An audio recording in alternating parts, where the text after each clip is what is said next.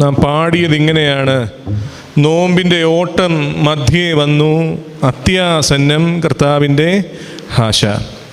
നോമ്പിൻ്റെ ഓട്ടം, ഒരുപക്ഷെ ഈ വർഷത്തെ നോമ്പിനെ പറ്റി എല്ലാവരും പറഞ്ഞൊരു കാര്യവും അതാണ്: പെട്ടെന്ന് നോമ്പ് തീരാറായി. അതിൻ്റെ ഓട്ടം മധ്യവും കഴിഞ്ഞ് കർത്താവിൻ്റെ കഷ്ടാനുഭവങ്ങളിലേക്ക് പ്രവേശിക്കുവാൻ തയ്യാറെടുത്ത് നിൽക്കുമ്പോൾ 6 കൽഭരണികളാണ് ഈ നോമ്പിൻ്റെ കാലങ്ങളിൽ 6 ആഴ്ചകളായി നമുക്ക് നൽകപ്പെട്ടത്. ലഭിച്ച നിർദ്ദേശം ഇതായിരുന്നു: വക്കോളം നിറയ്ക്കുവിൻ.